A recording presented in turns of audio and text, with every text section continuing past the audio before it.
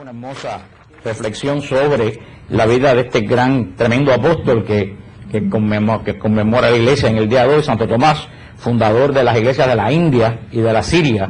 También tenemos que orar por las iglesias orientales en estos días. Sobre todo tenemos que orar por la iglesia de la China, que el Santo Padre ha pedido oración especial durante estos próximos 8 días. Ha pedido a todos los monasterios que oren por la iglesia de la China. El Santo Padre ha escrito una carta a la iglesia de la China. En la China hay más de 11 millones de católicos clandestinos que han sufrido, obispos que han sufrido 60 y 70 años de prisión, decenas de sacerdotes, seminaristas que están presos en las cárceles y se siguen condenando jóvenes y se siguen prendiendo y desapareciendo. La iglesia china, y sobre todo, no se sabe la cantidad exacta, pero se cree que más de 11 millones de fieles perseveran en la iglesia china. El Papa les ha escrito una carta que el gobierno ha prohibido publicar, inclusive en la internet. Y el Papa ha pedido que estos 8 próximos días toda la iglesia se dedique a orar por la iglesia de la China, una iglesia que ha sufrido muchísimo, que no le permite ni siquiera la expresión libre de la fe, porque tienen una iglesia nacional controlada por el gobierno que no reconoce la autoridad del Papa. Una iglesia que está sufriendo unas persecuciones. Hace poco murió un obispo que llevaba 62 años en prisión. O sea, horrible ha sido la persecución de la iglesia en la China. En la Revolución Cultural murieron cientos de sacerdotes colgados de los postes de la luz. Y de eso no se dijo nada en el mundo. Es una iglesia mártir. Usted sabe que de la iglesia no se habla. Si llega a ser al revés, que en un país católico matan a un chino, la gritería es... Pero como yo dije en un email que pasó hace poco, parece que la vida de los cristianos no tiene valor en el mundo, sobre todo de los católicos, en el mundo de hoy. Estamos hablando, hemos hablado la sección del credo de Nicea, creo en un solo Señor Jesucristo, y hablamos la última vez, la semana pasada estuvo la hermana Blanca Ruiz con la clase que nos dio. Estábamos hablando y dejamos bien claro las dos naturalezas de Cristo. Dijimos que en Cristo hay dos naturalezas, una humana, totalmente humana, y una totalmente divina. Dijimos que las dos naturalezas de Cristo están no mezcladas, sino unidas una con otra, y son cooperantes. La divina coopera con la humana y la humana coopera con la divina. Pero dijimos que están las dos naturalezas tan entrelazadas. Fíjate que no forman una naturaleza, son dos naturalezas totalmente distintas, pero están tan entrelazadas que no se sabe dónde termina una y dónde comienza otra. ¿Se acuerdan cómo se llama eso? Unión hipostática. Hipóstasis de dos personas, unión hipostática, la unión de las dos personas en Cristo, la naturaleza humana de Cristo y la naturaleza divina, totalmente unidas y cooperantes, formando una sola persona. Por eso dijimos que para entender bien esto, Cristo, toda la humanidad de Cristo, ¿se acuerdan que yo dije que era qué? Se les olvidó. Dijimos que toda la humanidad de Cristo era divina. Y dijimos que toda la divinidad de Cristo era humana. Cuando dijimos que el verbo, el logos, vivía en forma, antes de la concepción, ¿vivía en qué forma? Espiritual. A la vez que el logos entra en el vientre de María y toma carne humana, deja para siempre su condición espiritual. Porque aún resucitado, Cristo no es espíritu, Cristo sigue teniendo cuerpo. Glorificado, que no sabemos cómo son los cuerpos glorificados, pero cuerpo físico, sigue teniendo cuerpo físico. La prueba es que el sacerdote dice en la Eucaristía, esto es el cuerpo. El que niegue que Jesús tiene cuerpo está negando la Eucaristía. Jesús, resucitado, tiene su cuerpo, o sea que Jesús jamás volvió a ser de condición ¿qué? Espiritual. Por eso, toda la humanidad de Jesús es, ¿qué cosa? Divina. Todas las células de Jesús, la sangre, las venas, los huesos, todo en Jesús es divino. Es divino, pero al mismo tiempo, toda la divinidad de la segunda persona de la Trinidad se vuelve como humana. ¿Ustedes entienden eso? Eso es muy importante, porque la gente piensa que Jesús es alguien humano con la divinidad dentro. No, todo el verbo, tal como era espiritual, se hizo como humano, con las características divinas de Dios, siendo Dios. Por eso que con toda la sabiduría infusa, con todas las cosas, pasó. Jesús tenía sabiduría infusa, que es la sabiduría que le corresponde a él como ¿qué? Como Dios. No, sabiduría infusa, la sabiduría infusa la recibe como humano, pero tenía toda la sabiduría divina de Dios, que la recibe en él, pero al mismo tiempo tuvo que aprender como humano todas las cosas que los humanos aprendemos, tanto como caminar, como hablar. Es que tuvo que estudiar la palabra de Dios, cosa increíble, tuvo que aprender todo el proceso humano, uno de los grandes misterios de Dios, que teniendo la sabiduría divina, tuvo que aprender toda la experiencia humana que los hombres aprendemos, porque si no, no hubiera sido verdadero hombre. Pues lo decimos en el credo, verdadero Dios y verdadero hombre. Quiere decir que pasó por todas las etapas que pasa un hombre, menos en qué, en el pecado. ¿Les quedó claro eso de la naturaleza y es de los grandes misterios, la obra de Cristo? La primera obra que hace Cristo, y lo dice San Agustín lo deja bien claro, lo dice San Agustín: Dios se hizo hombre para hacer al hombre Dios. Lo voy a repetir otra vez, San Agustín: Dios se hizo hombre para hacer al hombre Dios. No es que todos somos dioses, sino que, cuando digo no a los 7, que no estoy diciendo a los hombres, sino al hombre.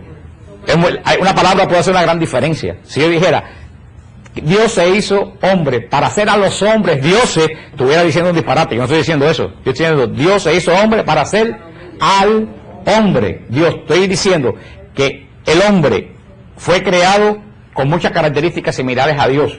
Cuando fue creado en Adán y Eva, no tenía pecado, estaba en gracia, no conocía la muerte.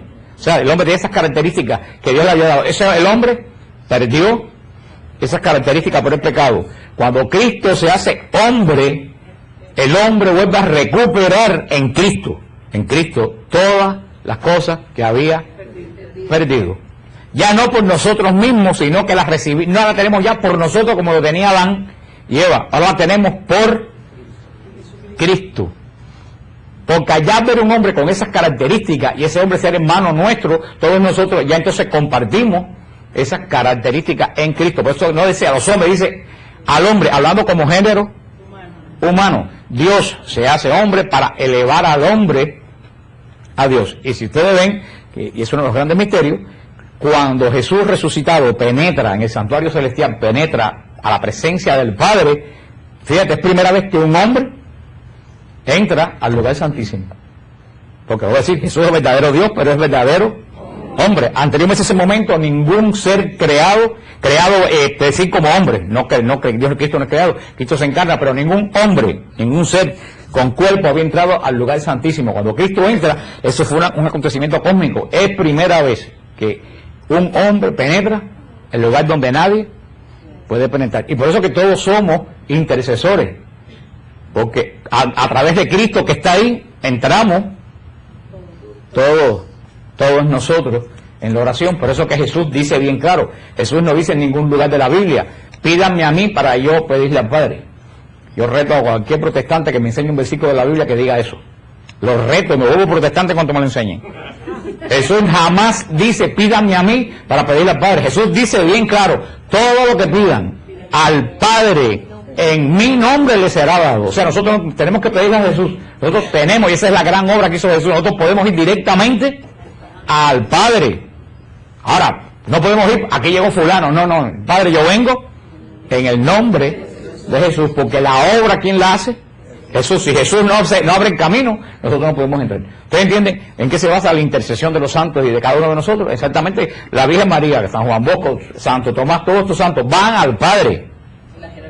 Van al Padre, y pueden ir al Padre, todo lo que pidan al Padre en mi nombre. Van al Padre directamente, pero van en el nombre de Jesús, tal como vamos nosotros. Todo eso que los protestantes tienen al Padre como aislado y de los hombres y en el medio de Jesús llevando y trayendo las cosas. Esa no es la obra de Jesús, eso no lo dijo Jesús, eso no es evangélico.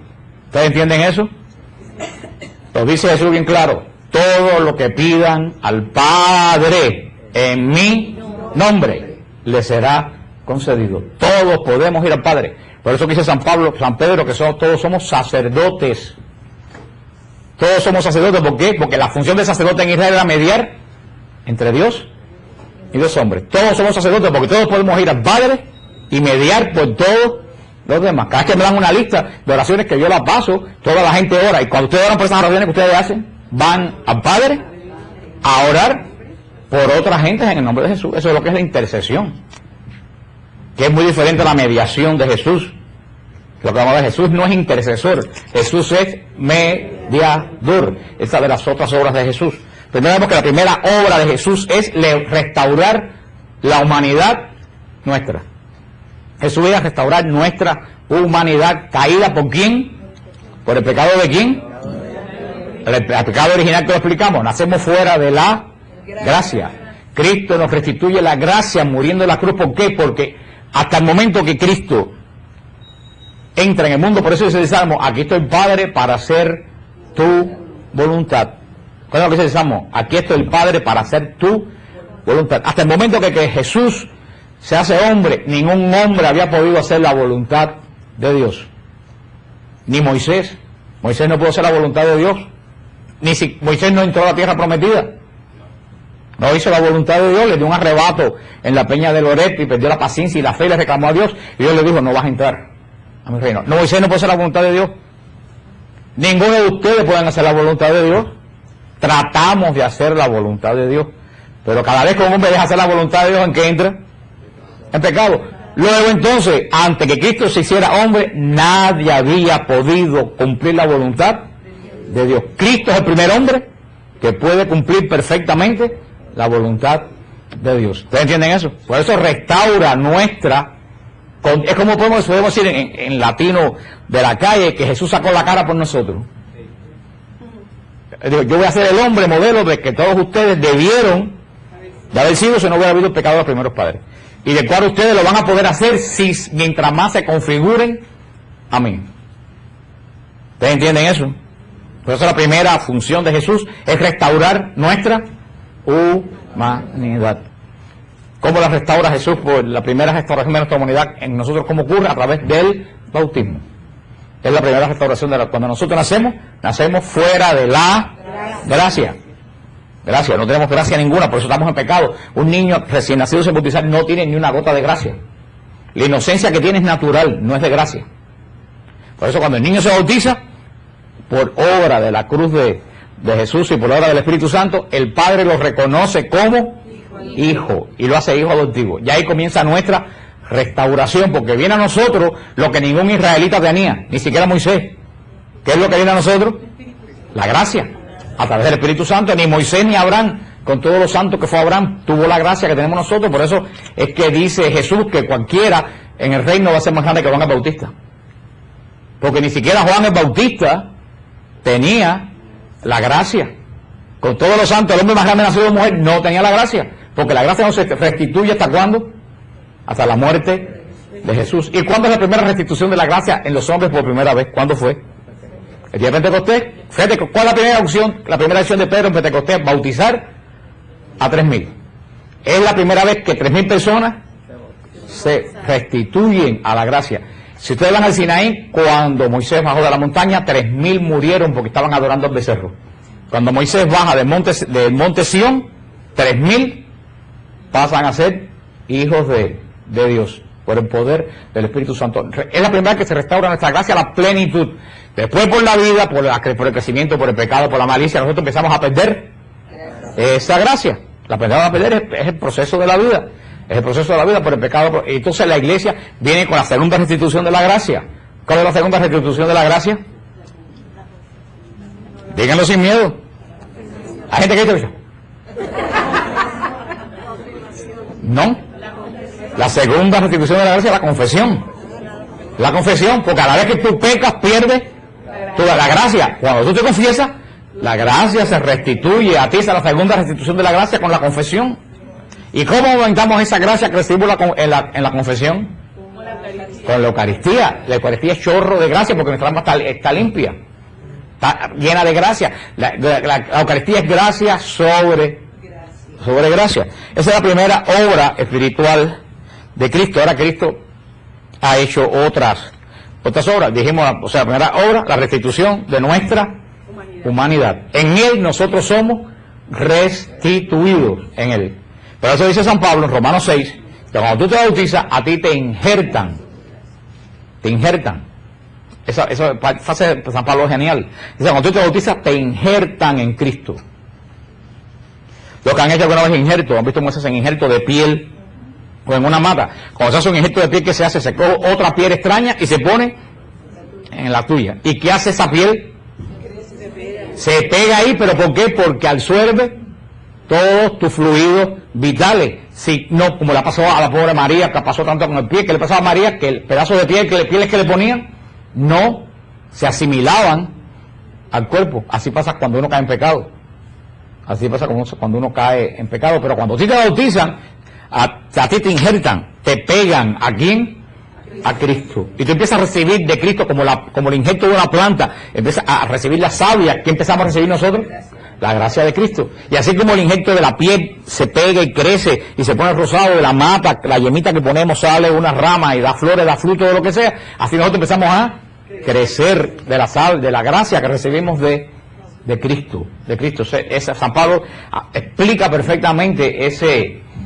Por eso nosotros decíamos cuando estudiábamos, y me acuerdo cuando decíamos esta frase, que todo lo que es en Dios por naturaleza, en nosotros, ¿sabes por qué? Es por gracia. Dios es santo por naturaleza. ¿Nosotros somos santos por naturaleza? No, somos santos ¿por qué? Por la gracia. Dios es inmortal por naturaleza. Nosotros somos inmortales, no. Nos volvimos inmortales, eternos, ¿a través de qué? De la gracia. O sea, lo que en Dios es por naturaleza, lo que es porque es, nosotros lo recibimos por la gracia. La gracia, que nadie sabe definir qué cosa es esa, dice la Iglesia que es la amistad de Dios sobre nosotros, esa comunión que se forma entre Dios y el creyente, donde fluyen todas las bendiciones de Dios a la vida de uno. La segunda obra de Jesús es la mediación. Ya lo dijimos, todo el Antiguo Testamento está lleno de tantos disparates y de tantos problemas de Israel. ¿Por qué? Porque no había mediador. No había mediador. Dios estaba encerrado en su trono, se cerró el cielo para los hombres. Cada vez que el hombre pecaba, ¿qué pasaba? ¿Dónde se quedaba ese pecado? Ahí mismo, se quedaba ese pecado. El sacerdote ofrecía un becerro y le imponía las manos, pero todo eso era simbólico. ¿Cómo la sangre de un cordero puede limpiar el pecado interno del hombre? Todo eso era, lo dice San Pablo en Hebreos, todo lo de Israel era simbólico de lo que en la iglesia va a ser realidad.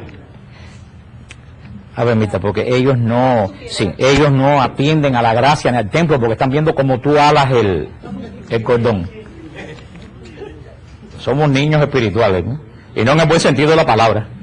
Vuelvo a repetir lo que estaba diciendo porque después, que como si nunca lo hubiera dicho, que ya hasta se me olvidó que estaba diciendo.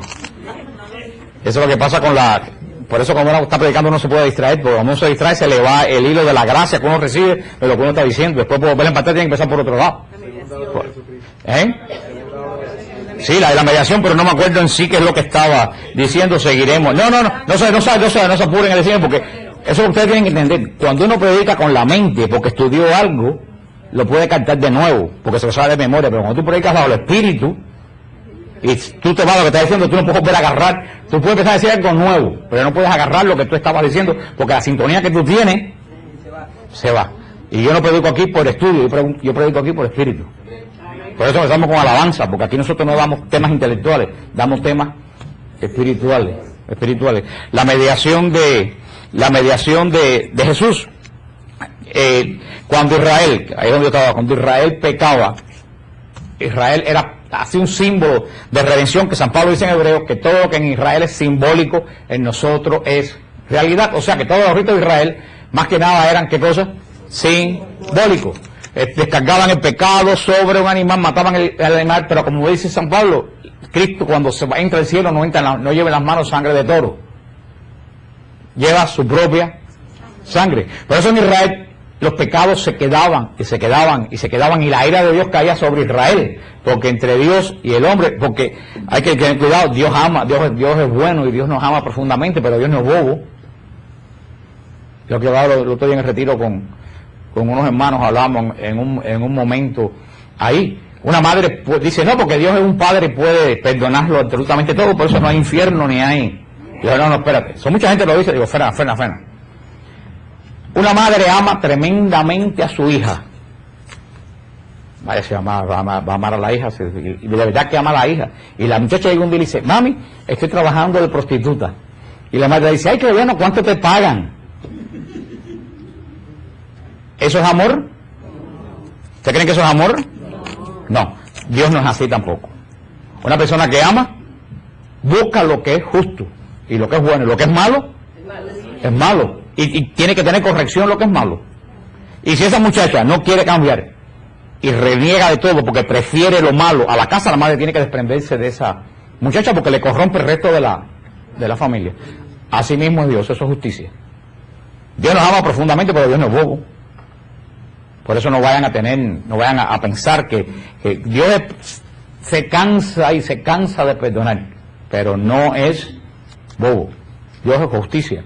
Por eso, en Israel, cuando la ira de Dios se desataba sobre Israel, no había quien la detuviera. Una vez Moisés la detuvo. Le dijo a Dios, acuérdate de Abraham, de Isaac y de Jacob y de la promesa que tú le hiciste a ellos. Y Dios, eso es intercesión. ¿Qué hizo Moisés? Intercedió. Le dijo, no lo haga por ellos, hazlo por Abraham, por Isaac y por Jacob, que estaban muertos hace cientos de años. Como cuando tú dices, Señor, hazlo por San María de Jesús crucificado. Y Dios redetuvo la ira. ¿Por qué? Porque Moisés le recordó que él tenía un pacto con esa gente y Dios no puede ser infiel a su pacto. Pero entonces, por eso la ira de Dios caía sobre Israel con tanta frecuencia en el Antiguo Testamento. Por eso los pecados, dice el Antiguo Testamento, que se quedan en la familia por 6, 7 y 8 generaciones, porque no había redención. ¿Ustedes entienden eso? Llega Jesús nos redime. Después que Jesús nos redime, Jesús no solo basta con redimirnos. Cuando Jesús sube al cielo en el Monte de los Olivos, que entra en la gloria, Jesús no entra a descansar y sentarse a descansar a un lado del Padre. Jesús entra, lo dice San Pablo en Hebreos 9, muy claro. Jesús entra a asumir su función como sumo y eterno sacerdote. ¿Qué es lo que hacía el sumo sacerdote de Israel? Mediar entre el pecado de Dios y los hombres. ¿Con qué lo mediaba? Con sus pobres medios. ¿Qué medio? Un animal, la ceniza y echar la sangre del animal. Ya Jesús va a entrar al Santo de los Santos no con la sangre de animales, sino con su propia sangre. Y va a comenzar la función de Jesús de mediador entre Dios y los hombres. Pero no mediador de llevarle mensajes míos al Padre, porque Jesús no tiene que dar mensaje de nadie. Nosotros vamos al Padre. Nosotros podemos ir al Padre en el nombre de Jesús, pero nosotros podemos ir al Padre en el nombre de Jesús, pero hay algo que nosotros no podemos hacer. Nosotros no podemos mediar por los pecados de los demás. Ninguno de ustedes puede mediar por los pecados de los demás, porque para mediar por los pecados te falta la sangre del sacrificio. ¿Y quién es el único que tiene la sangre del sacrificio? Jesús. ¿Ustedes entienden eso? Nosotros podemos interceder en el nombre de Jesús, pero no podemos mediar. La función de mediar de los pecados es propia del sumo sacerdote, y el único sumo sacerdote que hay es Jesús. Por eso Jesús es mediador, no es un llevitrae de mensaje. Jesús está todo el tiempo mediando. ¿Mediando por qué? Por los pecados de todo el mundo, porque la obra de la redención no se ha acabado. Porque si la obra de la redención se hubiera acabado, si ustedes pecan mañana, ustedes no tuvieran redención entonces. ¿Por qué tenemos perdón? Porque la redención no se ha acabado. Ustedes pecan y ¿qué hace Jesús allá arriba? Media por ustedes. Se va a acabar un día. Aunque no nos confesemos enseguida. Si desde que tú te arrepientes. La confesión es el sello del perdón, pero desde que tú te arrepientes, ya Dios entra, te acepta la cara, el sello de la confesión, porque Jesús lo dijo así, y si Jesús lo dijo, nadie se escapa de eso. Pero el primer paso del perdón de Dios es el arrepentimiento. Por eso que todas las noches hacemos acto de contrición. Pues si las moscas. Por eso que hacemos acto de contrición. Porque desde el momento que tú te arrepientes, Dios acepta, porque Jesús está mediando. Claro, tú no estás sellado en ese perdón y olvido de Dios hasta que el Espíritu Santo no te sella en el sacramento de la confesión. Pero Jesús, ese es el objetivo de Jesús. Pero la mediación de Jesús se va a acabar. ¿Cuándo se va a acabar la mediación de Jesús? Cuando regresa a juzgar vivos y muertos. Por eso, ahí, aunque clamen y griten, cuando Jesús venga, aunque clamen y griten, perdóname, Señor, no va a haber perdón. ¿Por qué? Porque delante de Dios no va a haber nadie. Van a estar como en la época de Israel. ¿Cuándo va a ser eso? No sabemos. Cuando el número de los redimidos tenga que estar completo. No sabemos cuándo eso va a ser. Pero usted entiende lo que es, porque los protestantes confunden intercesión con mediación. Ustedes entienden ya que es intercesión, que no es mediación. Nosotros todos podemos interceder, nosotros ninguno podemos mediar. Jesús media, pero no intercede. Su función no es de intercesor, es de mediador, que es una acción totalmente sacerdotal. Por eso es un error, un tremendo error en la renovación carismática en algunos lugares, decir, vamos a hacer una oración de sanación de los pecados de la familia. No existe. Después de la redención no hay pecado de otra persona que tú cargues. Los pecados son totalmente personales. Y por eso los protestantes están perdidos, porque ellos van a buscar doctrina ¿dónde? En el Antiguo Testamento. En el Antiguo Testamento no había, ¿qué cosa? Redención. Los pecados se quedaban. Ahora es redención. Nadie carga los pecados de nadie. Los pecados son personales. A la vez que un muchacho se bautiza en pecado, ahí quedó. Qué lindo. Se bautizó, se le quitó el pecado original, pero le quedó el pecado a un abuelo. Eso no tiene, eso va en contra de la misericordia y la ley de Jesucristo. Ahora, hay patrones de conducta que se traspasan en la familia, no por pecado, sino por experiencia humana. Un padre abusador, lo más seguro que engendre un hijo abusador. No porque le pasó el pecado, porque ese muchacho se crece viendo y aprendiendo que se abusa. Un padre borracho posiblemente tenga un hijo borracho. Una por un problema genético, o otra porque a veces que lo ven, dicen, mira qué lindo, de chiquito cogió la botella de cerveza y todo el mundo lo ve como de gracia. No, están engendrando un borracho. No por el pecado del padre. ¿Ustedes entienden lo que les quiero decir? Se traspasa, no pecado, claro que se traspasa.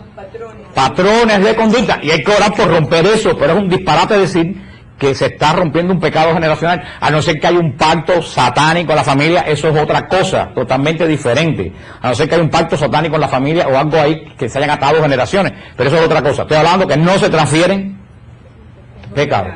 ¿Cuántas madres me quedan a mí? Me dicen padre Frank en EWTN y ya yo he desistido de decir que yo no soy padre porque nadie escucha lo que yo digo, pero bueno. Dicen padre Frank, mi hijo se va a afectar porque dice tal cosa. Dios no traspasa los pecados de los padres. ¿Lo dice la Biblia? Sí, lo dice la Biblia. Ese es el peligro de leer la Biblia sin tener conocimiento. Lo dice la Biblia, ¿pero dónde? En el Antiguo Testamento. El Antiguo Testamento tiene una situación totalmente diferente. No tiene mediador y no tiene perdón de los pecados. Todo. Por qué Dios no nos castiga hoy en día como castigaba a Israel? Porque tenemos mediador. Tenemos un embajador de nosotros, que es hombre como nosotros, que conoce nuestras debilidades como nosotros, delante del trono de Dios. Y cuando Dios va a destruir, mira, si fuera el Antiguo Testamento, ya Miami Beach se hubiera hundido en los abismos del infierno, porque ahí ya pasaron a Sodoma y Los Ángeles ni hablar. Pero ¿por qué no se destruye? Porque Jesús pone las llagas en el medio. ¿Cómo se llama eso? Ese cuadro que está allá atrás. La misericordia divina. Esa es la mediación de Jesús, que cuando la ira de Dios se va a desatar, Jesús se pone entre el Padre y nosotros. Como esas madres que a veces con un hijo, un padre le va a dar un golpe y la madre se mete en el medio. Así mismo hace Jesús. Pero nosotros, esa es la segunda función de Jesús, la función de mediador. La última función, la última obra de Cristo que vamos a ver hoy es la justificación. La justificación es otra de las obras de Cristo. Dice el Catecismo, en el punto 1987, la gracia del Espíritu Santo tiene el poder de santificarnos, es decir, de lavarnos de nuestros pecados, oigan, y comunicarnos la justicia de Dios por la fe en Jesucristo. Dice el Catecismo, punto 1987. Y si hemos muerto con Cristo, creemos que también viviremos con Él, sabiendo que Cristo, una vez resucitado entre los muertos, ya no muere más, y que la muerte no tiene ya señorío sobre Él. Su muerte fue un morir al pecado de una vez para siempre, mas su vida es vivir para Dios. Así también vosotros, considerados como muertos al pecado y vivos para Dios en Cristo Jesús. Romanos 6, del 8 al 11. Sigue diciendo el Catecismo. Por el poder del Espíritu Santo, participamos en la pasión de Cristo, muriendo al pecado, y participamos en su resurrección, naciendo a una vida nueva. Somos miembros de su cuerpo, que es la iglesia, sarmientos unidos a la vid, que es el mismo. Por el Espíritu Santo participamos de Dios. Por la participación del Espíritu venimos a ser partícipes de la naturaleza divina. Por eso aquellos en quien habita el Espíritu están divinizados. Es lo que le dije ahora. Por la gracia de Dios participamos ¿de qué? De la vida divina, de la inmortalidad, de la gracia, del poder orar, del poder entrar en las regiones celestes, que es lo que dijo San Atanasio. Por eso en quienes habita el Espíritu están divinizados, en los que habitan el Espíritu. Sigue diciendo el Catecismo, la primera obra de la gracia del Espíritu Santo es la conversión, que obra la justificación. Fíjate, para ver lo que es la justificación. ¿Cuál es la primera obra del Espíritu Santo en el creyente? La conversión. Esa es la primera obra del Espíritu Santo. Ustedes dirán que tiene que ver con Cristo, tiene que ver mucho con Cristo. Porque acuérdense que todo lo que nosotros recibimos ahora de Cristo, lo recibimos ¿por quién? Por el Espíritu Santo. Es lo que hablamos en el retiro. No se puede separar en la inhabitación trinitaria, no se puede separar del Padre ni del Hijo del Espíritu Santo, porque acá hay que hablar de uno, tenemos que terminar hablando de los otros dos. Por eso la obra de Cristo dice, ¿cuál es la primera obra del Espíritu Santo? La conversión. Cuando tú andas por el mundo perdido, lo que sea, y un día te chocas con el Espíritu Santo. Tenemos que tener una cosa bien clara. El Espíritu Santo no tiene mensaje propio. El Espíritu Santo nunca ha dicho una palabra de Él mismo. Todo el mensaje del Espíritu Santo, ¿de quién es? De Cristo. Y ahora una cosa, Jesús tampoco tiene mensaje propio. Y lo dijo Él. Todo lo que Jesús dijo, lo sabe del Padre. Fíjate como todo está unido en lo mismo. El Espíritu Santo trae el mensaje de Cristo. Y Cristo trae el mensaje del Padre. Sí, dime. Pero el Espíritu Santo intercede por nosotros. Pero intercede para abajo. Es un paráclito. Jesús es un paráclito para arriba. El Espíritu Santo es un paráclito para abajo.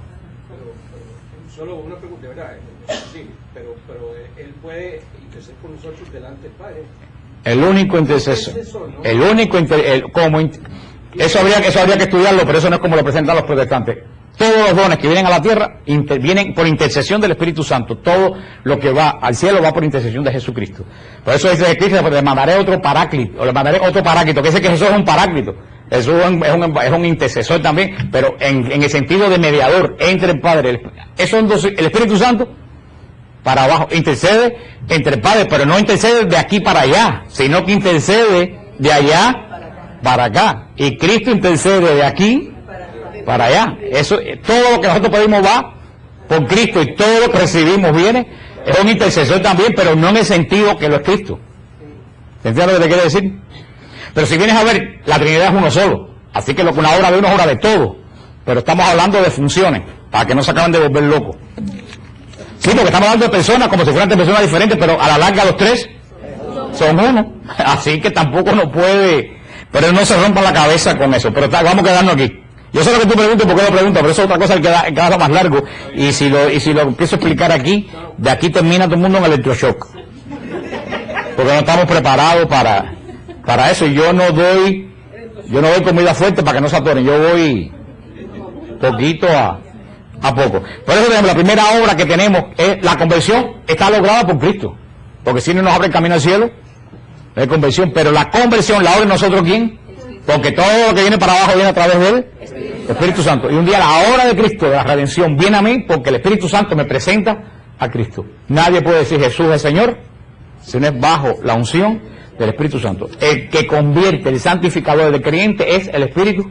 Tú tienes un encuentro con Cristo porque ese encuentro te lleva el Espíritu Santo. Entonces, el día que el Señor señaló, que fuiste a un retiro, que fuiste a cualquier lado, tuviste una conversión. Conversión quiere decir volver a. Conversión es volver al lugar que perdiste por el pecado. Ahora, la primera obra de la gracia del Espíritu Santo en nosotros, ¿cuál es? La conversión. Ahora, la conversión obra en nosotros la justificación. Dice el Evangelio, comienza el Evangelio en San Mateo 4, convertidos porque el reino de los cielos está cerca. Movido por la gracia, el hombre se vuelve a Dios y se aparta del pecado, acogiendo así el perdón y la justicia de lo alto. Oigan esto, lo que dice la iglesia, lo dice bien claro, leanlo en el catecismo de la iglesia, en el punto 1987 en adelante. Dice, movido por qué? Por la gracia, que el Espíritu Santo pone en nuestro corazón, la gracia. El hombre se vuelve ¿a quién? Hacia Dios. Movido por la gracia, cuando me convierto, el hombre se vuelve hacia Dios. Al volverte hacia Dios, ¿qué es lo que tú haces? Te sales del pecado, te apartas del pecado. Al volverte hacia Dios, te empiezas a apartar del pecado. Las dos cosas no coordinan. Al volverte hacia Dios, Si yo me vuelvo hacia esa bocina, me tengo que volver la espalda a aquello que está ahí. Yo no puedo estar mirando las dos cosas al mismo tiempo. Al volvernos hacia Dios, le estamos dando la espalda al pecado. Y al volvernos hacia Dios, estamos acogiendo, ¿qué cosa? El perdón de Dios. Pero no solo el perdón de Dios, estamos cogiendo la justicia de lo alto. ¿Ustedes entienden eso? Entonces tenemos, Dios es justo. Dijimos, ¿no? Es justo o no es justo. Dios es justo. La justicia de Dios antes de nuestra conversión, ¿qué cosa era? La justicia de Dios antes de nuestra conversión, ¿qué cosa era? Condenación. Condenación. No, la justicia de Dios antes de mi conversión, cuando estaba en pecado, ¿qué cosa era? Condenación. Para que tú te mueres en pecado, te condena. Si tú persistes en tu pecado, si estás vendiendo crack, si estás haciendo obras malas y te mueres sin arrepentimiento, viene la justicia de Dios sobre ti. ¿Esa justicia qué cosa es? Pero cuando te vuelves a Dios por la conversión, la justicia que viene a ti es la justicia de Cristo. ¿Cuál es la justicia de Cristo? La salvación, porque como dijo el hermano, ya Él pagó por nosotros. Esa es la justificación. Que delante de Dios, ¿quién nos justifica? Jesús. Puede ser que yo sea un pecador y me viro a Dios, Dios perdóname, pero entre el perdón de Dios y mi maldad, si no hay absolutamente nada y Dios es santo y yo soy pecador, posiblemente Dios no nos perdonaron. Ahora cuando yo me viro y digo, perdóname Señor, ¿quién está entre la ira de Dios y yo? La justicia de Jesús. Ya el Padre no nos mira a nosotros, el Padre nos mira a nosotros a través de ¿quién? De Jesús. Ve en nosotros una imagen de hombre igual que es su Hijo. ¿Ustedes entienden eso? Esa es la justicia, esa es la justificación. Que ya cuando Dios nos mira, ya no nos mira en pecado, nos mira en gracia. ¿Por qué? Porque nos está mirando a través de Jesús. No, eso se llama justificación, eso tiene nada que ver con juicio personal. Juicio personal cuando tú te mueres, eso es otra cosa, no tiene nada que ver con esto. La justicia de Dios, porque veo que ustedes no han entendido. La justicia de Dios es la obra que hizo Jesús en mi vida. Hay dos justicias de Dios. Una justicia de Dios, ¿qué cosa es? ¿Qué cosa es una de las justicias de Dios? Condenación. Cuando caminas ¿en qué? En el pecado. Cuando te conviertes y vuelves a Cristo, la justicia que viene de Dios hacia ti no es de condenación, es de salvación. Porque nosotros no somos justos. Pero ¿quién es el justo? Jesús. Nosotros compartimos esa justicia. Pero no estamos hablando de justicia como de un policía. Estamos hablando de justicia de lo que es justo. Y en el contexto bíblico de cosa es justo, una persona que es agradable a Dios. No estamos hablando de justicia de policía. Estamos hablando de justo. Una persona que es agradable a Dios. Es posible que yo me mire y Dios no me mire agradable. Dios me mira agradable porque Él ve reflejado en mí, ¿a quién? A Jesús. Esa es la justificación. Ustedes, hay alguien. Dice, la justificación entraña, por tanto, el perdón de los pecados. Fue lo que entraña la justificación. El perdón de los pecados, la santificación y la renovación del hombre interior. Esas tres cosas llevan incluida la justificación. ¿Cuál es la primera cosa que trae la justificación a mi vida? El perdón de los pecados. Yo me convierto, yo me viro a Dios, Dios me justifica porque me perdona los pecados. ¿Por qué? Por la obra de la cruz de Jesucristo. Jesús cargó ya esos pecados. Dios me perdona, no por mí, me perdona por quién, por Jesús. Ya, primera hora de la justificación, ¿cuál es? Perdón de los pecados. Si yo tengo perdonado los pecados y el Espíritu Santo empieza a morar en mí, ¿cuál es la segunda causa de la justificación? La santificación. Tú, cuando estás lleno del Espíritu Santo y ya han sido perdonados los pecados, tú empiezas a ser santificado. Te empiezan a configurar con Cristo. Es como cuando hacen la cirugía plástica, que una persona que se quiere parecer, yo no sé, un artista, le empiezan a cortar la nariz y las orejas y le ponen ¿tú has visto esas cosas que hacen muchas veces y le ponen la apariencia? Esa persona está configurando una persona a otra persona para que se parezca. Ahí la cirugía plástica es que Dios nos empieza a hacer semejante a Cristo, que es el modelo perfecto de nosotros. ¿A través de qué? De la gracia. Antes tú eres chismoso, ya tú no eres chismoso, porque Cristo no es chismoso. Antes eso sería juicio, así siniestra, ya tú no haces juicio de las personas, esta es aquella, que ya no lo hace porque Cristo no hace juicio. Tú ves que te va configurando, y en la medida que te va arrancando lo malo, tú te vas santificando. santificando. La palabra santo viene de la palabra griega sansire, que quiere decir cortar, como con una tijera. Sansire es cortar. Uno se santifica cuando va cortando, con cosas que desagradan a Dios.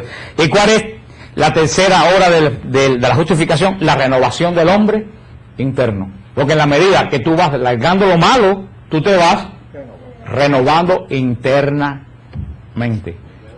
Y por eso después la gente dice, oye, pero ¿qué te pasó que has cambiado? La cara tuya ha cambiado. Porque uno refleja, y eso lo he visto yo cantidad de gente que llega con unas caras horribles. No, de verdad, no. Y no se ríen porque posiblemente muchos de ustedes han llegado con esa misma cara horrible. Y ustedes no se la ven y uno sí se la ve. Porque uno ve con la cara de dureza, con la cara de odio que llegan la gente aquí. Y mucha gente que llegó a retiro con una cara de odio. Mucha gente que llegó a retiro con una cara de odio y con una dureza impresionante, porque la cara refleja lo que uno tiene adentro.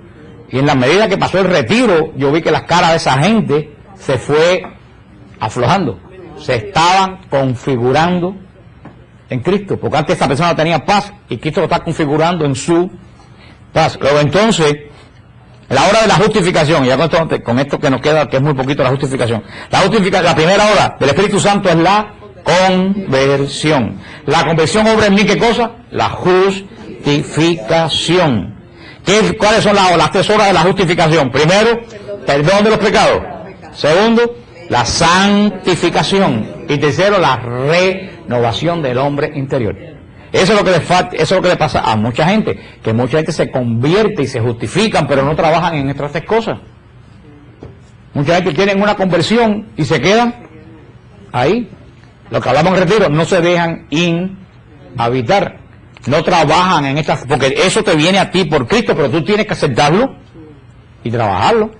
La santificación es un trabajo de todos los días, Dice en el 1090, la justificación arranca al hombre de pecado que contradice el amor de Dios y purifica su corazón.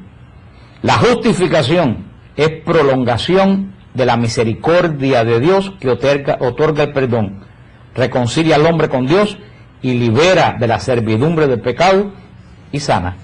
Esto lo dice el Catecismo de la Iglesia, una cosa profunda y hermosísima que ningún católico le interesa ni lo lee. Y si lo lee no lo entiende porque lo está leyendo sin la unción del Espíritu Santo. ¿Qué es lo que dice? Todo último vamos a ver. Esto es precioso lo que dice la Iglesia aquí. La justificación arranca de nosotros, ¿qué cosa? Arranca el hombre de pecado. Por eso dice que el hombre viejo, lo que decía San Pablo, arranca de nosotros la justificación. Cuando el Padre mira en mí a través de Cristo y me perdona los pecados, arranca de mí el hombre de pecado. Me encanta esa palabra. Dice, ese hombre de pecado contradice al amor de Dios. El hombre de pecado que muere en nosotros contradice el amor de Dios. Esa son la gente que reniega, la gente que pierde la paz, la gente que no entiende las cosas. ¿Por qué? Porque el hombre de pecado contradice en nosotros el amor de Dios. Dice, la justificación, dice, es prolongación de la misericordia de Dios. Aunque crean que no, todo esto tiene que ver con la misericordia divina, por eso que la misericordia divina es la devoción del siglo XXI. La justificación es la iniciativa de la misericordia de Dios. ¿Por qué? Porque si Dios no tiene misericordia, no nos puede justificar ni renovar. Dice, la justificación reconcilia al hombre con Dios y libera la servidumbre del pecado. La justificación. Eso es un tema que no se maneja mucho en la Iglesia Católica, que fue uno de los puntos de discordia con Lutero. Porque Lutero decía que la justificación era obra de la fe, y la Iglesia nunca dijo que era obra era fruto de las obras. El Concilio de Trento dice, maldito que diga el hombre que se justifique uno solo. La Iglesia nunca, o sea que la Iglesia decía lo mismo que decía Lutero, por eso ahora acaban de hacer una declaración, hace 4 o 5 años, la Confederación Luterana y la Iglesia Católica, diciendo que están de acuerdo en la justificación, que los dos estaban diciendo lo mismo, pero que no se habían entendido. Porque la Iglesia dice, espérate, por supuesto que la justificación es un don que viene de lo alto, y tú la aceptas por conversión, por lo que sea, pero yo dudo que sea fruto de lo que es la fe puramente, porque cuando tú te conviertes, al principio tú no tienes fe, tú nada más tienes el deseo de ser bueno, y ya eso hace en ti la justificación, dice la Iglesia. Pero espérate, las obras cooperan en la justificación, no, las obras no dan la justificación, cooperan con la justificación. ¿Por qué? Porque ¿cuál es uno de los procesos de la justificación? La santificación. Y una persona que es santa tiene que dar obras santas. Porque si dices que estás muy justificado y no das obras santas, todo lo que tú dices, bla, bla, bla. ¿Usted entiende lo que la iglesia dice? Porque si tú estás justificado, tú tienes que empezar a dar obras santas. Si tú sigues dando obras de pecado, tu justificación es bla, bla, bla. Eso es lo que la iglesia dice. Por supuesto que la justificación viene de Cristo y es por fe. Pero coopera en esa justificación, ¿qué cosa? Porque mientras más obras buenas tú haces, más tú te santificas. Y más gracia tienes. Entonces que es como una gracia. Tú recibes más gracia, más obras buenas haces. Haces más obras buenas, más gracia. O sea, una cooperación entre la fe y la gracia. Eso es lo que ha dicho la iglesia siempre. Y la iglesia luterana lo entendió, porque si tú le preguntas a un protestante, si tú estás justificado, santificado, y caes en pecado, ¿tú estás justificado? ¿Qué te van a decir? No. O sea que si viene a ver, estamos hablando de lo que los protestantes piensan, que nosotros decimos que nosotros nos justificamos por nosotros mismos. Porque yo soy bueno, yo me justifico. Y la iglesia jamás ha dicho eso. En el Concilio de Trento, al pocos días de la Reforma, lo dijo la iglesia: sea maldito el hombre que dice que se justifica por sus propios méritos. Que es lo que los protestantes piensan que nosotros creemos. Por eso yo digo que los protestantes no conocen a la iglesia católica. Yo estoy de caso que no hay ningún católico que tampoco conozca a la iglesia y le puedo explicar eso, porque la mitad de los católicos no conocen eso. Y luego en este caso no se habla de... Yo entiendo que no se hable de eso porque es un tema muy profundo, pero nosotros estamos para crear hombres profundos, no para seguir en la bobería. Por eso les digo a ustedes que lo que tienen que hacer en esta semana es leerse bien la sección de la justificación en la iglesia, porque vamos a seguir hablando la semana que viene, que comienza en el punto 1987 y termina en el 1995. Si entran a Siloé, en Siloé tienen el catecismo de la iglesia. En el catecismo de la iglesia pueden buscar desde el punto 1987 hasta el punto 1995. Y ahí pueden ir esta semana leyendo y leyendo y leyendo para que sepan de qué yo voy a estar hablando la semana que viene, porque después de la justificación vamos a hablar de la expiación, que es otra de las obras de Cristo. Y hemos hablado de dos obras de Cristo y una que empezamos a hablar. Hablamos de la regeneración de nosotros como hombres que nos ha hecho hijos de Dios. Hemos hablado de la mediación y estamos hablando de la justificación. Recuérdense, la justificación comienza por la conversión nos lleva a la justificación y la justificación nos da, ¿qué cosa? Perdón de los pecados, santificación y renovación del hombre interior. Porque no solo basta con la santificación, si tú estás en santificación, tú tienes que tener renovación del hombre interior. Porque si tú te santificas, tú no puedes quedarte exactamente como estabas ayer. Tienes que ir siempre mejorando, siempre mejorando. Eso es lo que pasa a mucha gente, que llega a un periodo de su vida que se estancan espiritualmente y de ahí no caminan, de ahí no salen. Hay gente que se queda en el primer paso y de ahí no hay forma que puedan salir. Porque esto es una obra del Espíritu Santo, pero también necesita nuestra cooperación. ¿Por qué el Espíritu Santo necesita nuestra cooperación?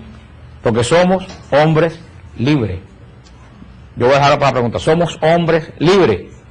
El Espíritu Santo no fuerza a nadie a la conversión. Todo esto obra en mí si yo lo dejo y lo quiero. Por eso si una persona, si un marido, si un hijo, si una esposa, si una hija no se quiere convertir, no hay nadie, ni el Espíritu Santo puede hacer nada. Porque somos libres hasta para condenarnos. Dios no fuerza a nadie. Por eso tú puedes orar que un día esa persona tenga un encuentro, un retiro en algún lugar con Dios y él decida abrir su corazón a Cristo. Pero el Señor no obliga, esta obra es totalmente libre porque yo la busco. Y esa es la, porque si Dios no nos hiciera libres, es que Dios no tiene otra opción que hacernos libres. Porque Dios es profundamente libre. Dios no puede crear nada de esclavo porque en Él no hay ningún signo de atadura ni de esclavitud. Por eso que Dios no puede crear nada. Porque dicen, ¿por qué Dios no hizo todo el mundo bueno? Porque entonces no seríamos buenos. Si Dios nos hace buenos, entonces nosotros no somos buenos. Es como decir, qué bueno es fulano que está preso que no sale nunca los sábados. ¿Eso tiene sentido? Fulano no es bueno porque no puede salir, porque no puede. Así que fuéramos nosotros si Dios nos hiciera bueno. ¿Seríamos buenos nosotros? No. Estuviéramos obligados a ser buenos. Tú tenías una pregunta. Se te fue. Tienen que anotarla. Claro, porque la hermana tiene una pregunta. ¿Esa cooperación no se puede lograr a través de la oración? Por supuesto, eso lo vamos a ver. Pero fíjate que está muy bien la pregunta de la hermana. La oración es una obra. La oración es una obra. Obra no es coger algo. Obra en el espiritual es todo lo que sale de la voluntad del hombre. Ahí los protestantes están perdidos. Porque de primera y pata, si tú vienes a ver la fe, ¿qué cosa es? Una obra. La fe es una obra. No, mi amigo, el don de Dios es la gracia. Tú respondes a esa gracia que Dios te dio con tu fe. El don de Dios es la gracia. La fe en Dios es un don de Dios. Es tu respuesta a la gracia. Esa es la doctrina de la Iglesia católica. Dios no, porque entonces Dios fuera injusto, porque te da fe a ti y al otro no le da fe. Entonces Dios fuera injusto. Pues entonces Dios fuera injusto, porque hay mucha gente que Dios entonces no le da. Entonces la fe es de escogido, entonces se entra la predestinación. No. Dios le da a todo el mundo la gracia. Y la fe es la respuesta que yo personalmente le doy a la gracia de Dios. Es decirle que sí a Dios. Y todos reciben la misma cantidad de gracia. Lo dijo Jesús, la semilla se esparce y una cayó en tierra seca y una cayó en tierra buena y una cayó arriba de la piedra. La gracia a Dios no le da a nadie menos gracia que a los demás, porque si no Dios fuera injusto. Dios le da. Ahora, ¿de qué depende de mi respuesta a Dios? De la calidad humana que yo sea. Y la fe es la respuesta a la gracia. Si Dios diera la fe, entonces Dios fuera injusto. La fe se la diera a unos cuantos y a los demás no se la diera. O sea, puedo ser equivocado. La manera en que yo lo tengo entendido, el hombre natural tiene capacidad de fe. Tan así que... ¿Y por qué Stalin no tenía fe? No, tiene capacidad de fe. Eso no quiere decir que la tenga o no la tenga, pero digamos, de ahí el origen... Por supuesto que todo el mundo tiene capacidad de fe. La fe en Dios... Por supuesto que todo el mundo tiene capacidad de fe, pero ¿en qué consiste que uno tiene fe y otros no? Uno acepta la fe en Dios, y bueno, yo puedo ser equivocado, pero... No, me parece que estás equivocado de acuerdo al concepto de la Iglesia. No, puede ser. Yo voy a revisar.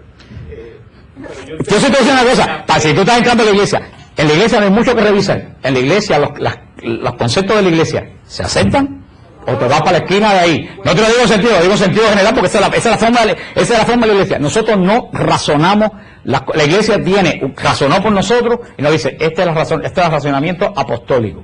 Tú te ajustas a ese razonamiento y si no te ajustas, hermano, entonces busca tu iglesia donde esté una doctrina. No estoy diciendo a ti, lo estoy hablando cómo funciona la iglesia, no te lo digo personalmente a ti, porque venimos de, hoy en día queremos entenderlo todo. Y si tú crees por lo que tú entiendes, eso es gnosticismo, porque tú llegas a Dios por el conocimiento.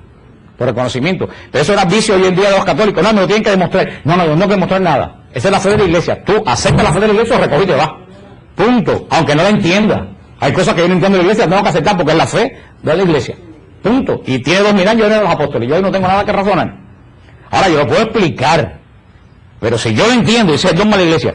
La virginidad de María, un ejemplo. Yo no lo entiendo. Pero lo tengo que aceptar porque es dogma de la iglesia. Si no lo entiendo, tengo que recoger mis matules y hacerme pentecostal o irme para la iglesia de Jesucristo ahí en el Doral. No tengo más opción. La iglesia, pero eso es un vicio hoy de los católicos que se ha metido de los protestantes. Porque yo les dije a ustedes una vez, los protestantes creen con fe intelectual. Yo solamente creo lo que yo entiendo. Lo que a mí no me lo pueden demostrar y yo no lo puedo entender, yo no lo creo. Eso es fe intelectual. Nosotros creemos con fe divina. Yo no entiendo nada, pero lo acepto. ¿Qué fue lo que le dijo Pedro en el discurso eucarístico a Jesús? Se van, le dijo Jesús, ¿qué dijo Pedro? ¿A dónde voy a ir? Que hayan palabras de vida eterna. ¿Qué le dijo Pedro? Nosotros no entendimos nada, pero nos quedamos. Otros no entendieron y se fueron. Esa es la fe. Ahora, lo que el Señor da a todo el mundo tiene capacidad de fe, porque somos imagen de Dios.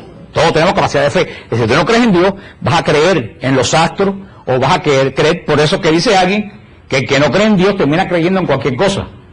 Porque el hombre es un animal de fe. Ahora, ¿pero por qué todo el mundo no tiene la misma fe? Porque la fe es una respuesta a la gracia que Dios pone en tu corazón. Un día tú recibiste esa gracia, tú tuviste la gracia y dijiste, Señor, respondo en... Perdón, creo que Dios me la dio Dios. Que Dios te dio la gracia. Me dio la gracia para estar justificado. Te dio la gracia para... creer, como yo creo en Dios. Bueno, hermano, perdona. Que Él me ha venido dando. Perdóname. La doctrina católica, lo voy a dejar bien claro, es que la fe es la respuesta que el hombre da a la gracia. Punto. Dios no da fe, Dios da la gracia. Yo como ser humano, por esa gracia que he recibido, pongo mi confianza en Él y opto por Él. Esa es la fe. Es una respuesta a la gracia que viene de encima.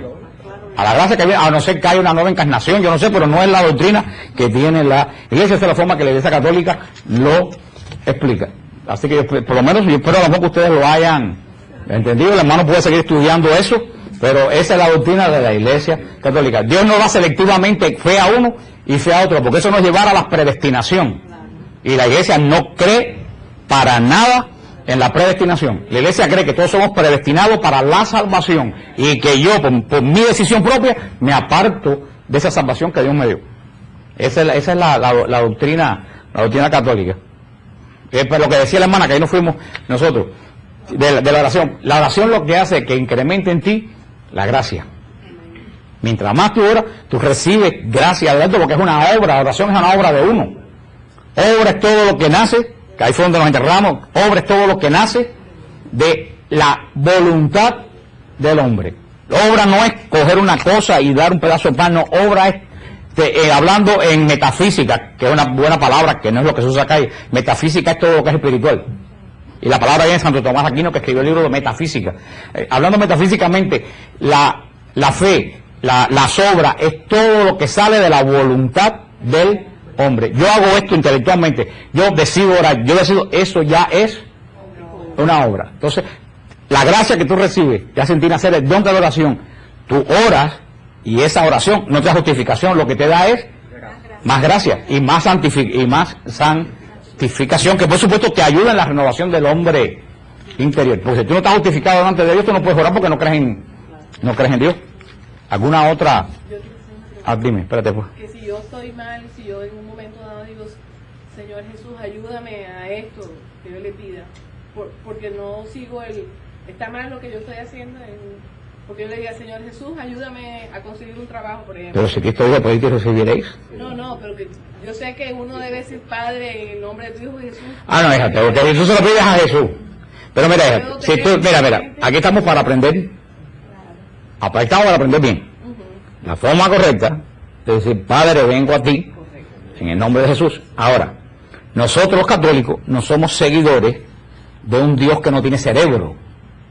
Ahora somos seguidores de un Dios que es lógica. Dios es profundamente lógico y es profundamente misericordioso. Nosotros no creemos en un Dios que está sentado en el trono celestial con la Biblia en la mano, diciendo, aquella no está yendo por lo que debe ser, no la voy a oír. Ese Dios no es Dios cristiano. Si tú vas y pides en el nombre de Santa Bárbara bendita, porque no conoces otra cosa, y lo haces con fe, Dios te lo concede, porque entonces Dios de nosotros no fuera Dios de misericordia. Si lo haces porque no sabes otra cosa, porque Dios mira el corazón de la persona, con que por eso van a haber muchas viejitas que rezan el rosario, que se van a salvar más que muchos teólogos. Porque Dios mira el corazón de la persona. Estamos aquí para aprender. La oración debe ser, Padre, vengo a ti en el nombre de Jesús. Pero tú dices, ay Señor, Jesús, ayúdame. Y el Padre decir, pues no la voy a ayudar porque no está haciendo las cosas como yo. Eso es un Dios que no es el Dios de nosotros, es un Dios azteca o un Dios romano, pero no es el Dios de los cristianos. Dios es profundamente misericordioso. Y si hay una viejita por allá que no sabe más nada que rezarle a la novena de Santa Tecla y lo hace para honrar a Dios con el corazón de Dios, Dios la oye. Porque entonces fuera un seguidor de un Dios que es un monstruo. Y lo dice Jesús, si un hijo de ustedes les pide pan, ustedes le dan un pescado. Le dan una piedra, y si les piden un pescado, les dan una serpiente. No. Aunque si un niño viene a pedirle al padre y le pide algo hablando con la lengua enredada, el padre no se lo da. Le dice, no niño, tú no estás pidiendo las cosas como yo te enseñé, yo no te voy a dar de comer hoy. ¿Un padre hace eso? No hace. Ese es el corazón del Padre que nosotros los católicos predicamos. ¿Alguna otra? Entonces, al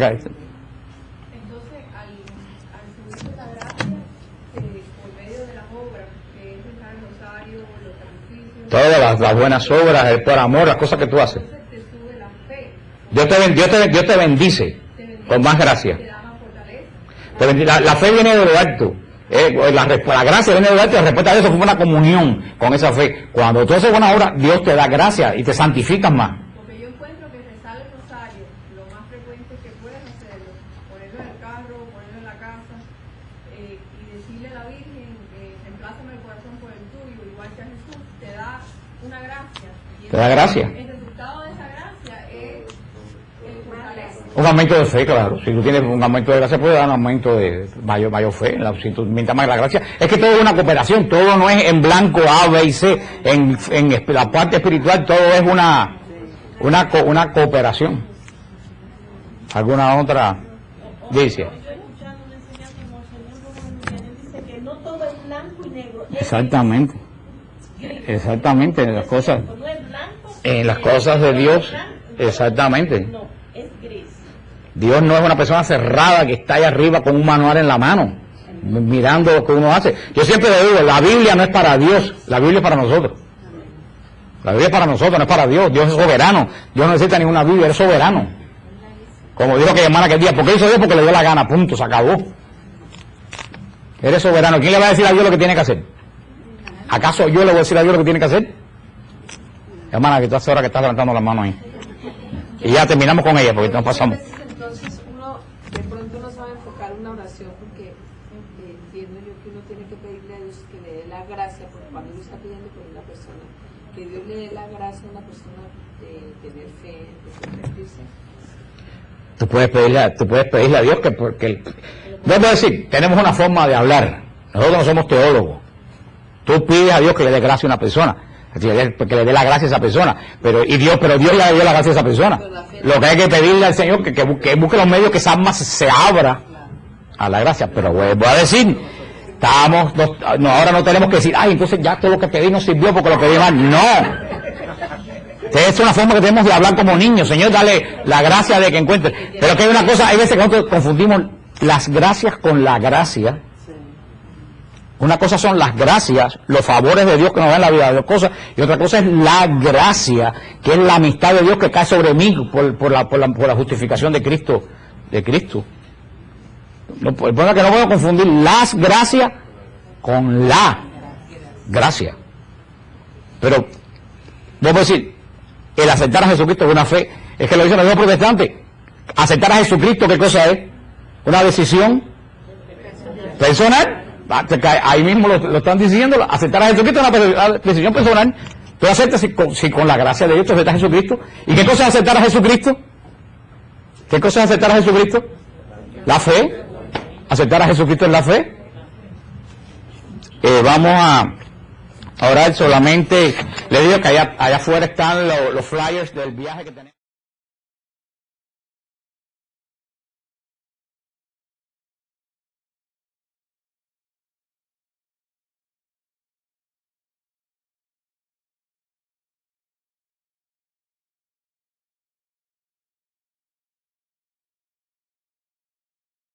Es divino, pero al mismo tiempo toda la divinidad de la segunda persona de la Trinidad se vuelve como humana. ¿Ustedes entienden eso? Eso es muy importante, porque la gente piensa que Jesús es alguien humano con la divinidad dentro. No, todo el verbo, tal como era espiritual, se hizo como humano, con las características divinas de Dios, siendo Dios. Por eso que con toda la sabiduría infusa, con todas las cosas, pasó. Jesús tenía sabiduría infusa, que es la sabiduría que le corresponde a él como ¿qué?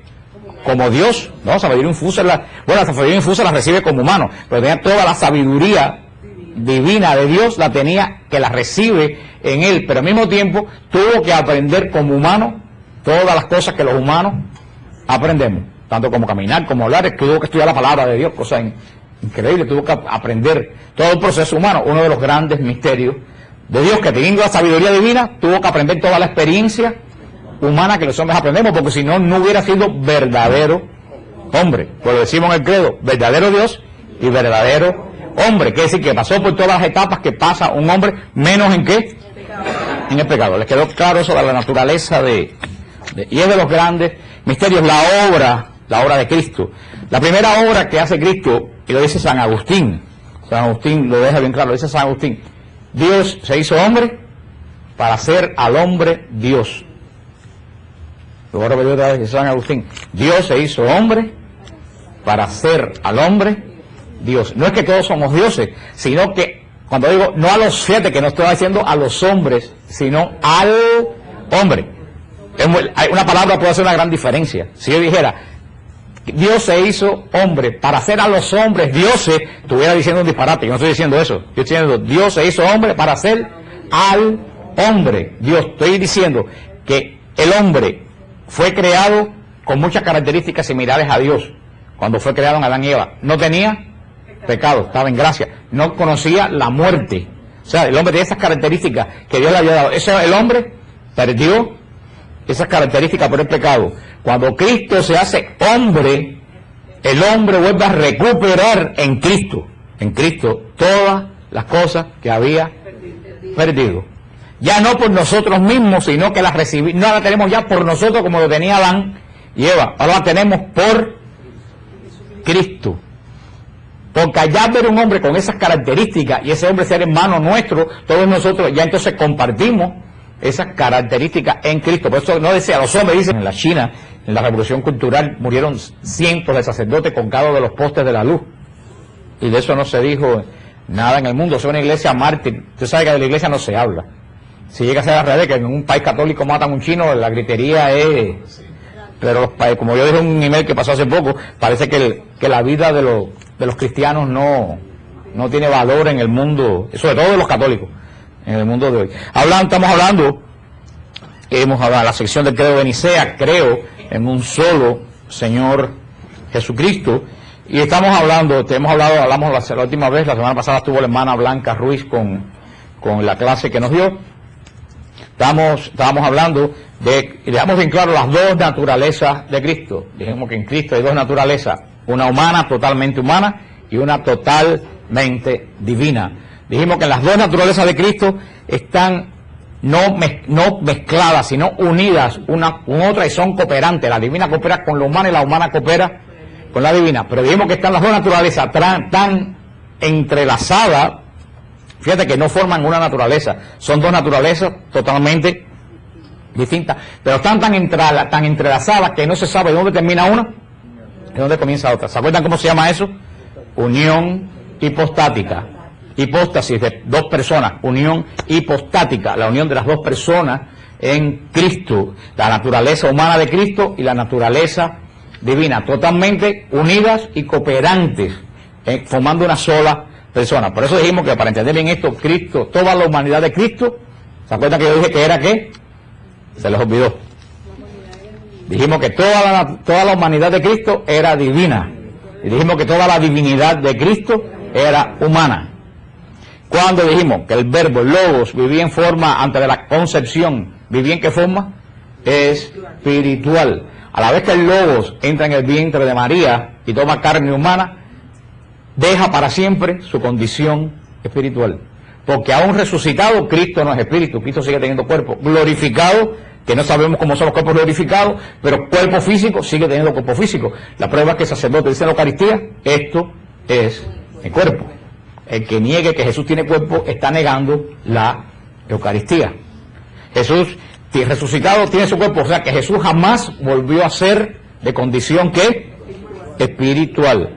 Por eso toda la humanidad de Jesús es, ¿qué cosa? Divina. Todas las células de Jesús, la sangre, las venas, los huesos, todo en Jesús es divino. Una hermosa reflexión sobre la vida de este tremendo apóstol que conmemora la iglesia en el día de hoy, Santo Tomás, fundador de las iglesias de la India y de la Siria.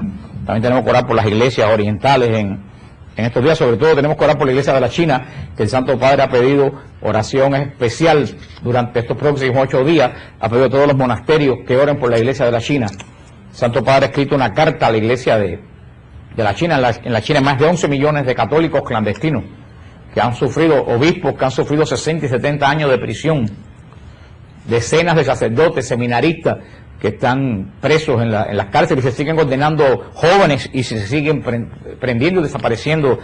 La iglesia china, y sobre todo, no se sabe la cantidad exacta, pero se cree que más de 11 millones de fieles perseveran en la iglesia china.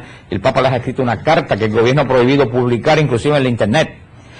Y el Papa ha pedido que estos 8 próximos días toda la iglesia se dedique a orar por la iglesia de la China, una iglesia que ha sufrido muchísimo, que no le permite ni siquiera la expresión libre de la fe, porque tienen una iglesia nacional controlada por el gobierno que no reconoce la autoridad del Papa. Una iglesia que está sufriendo unas persecuciones. Hace poco murió un obispo que llevaba 62 años en prisión. O sea, horrible ha sido la persecución de la iglesia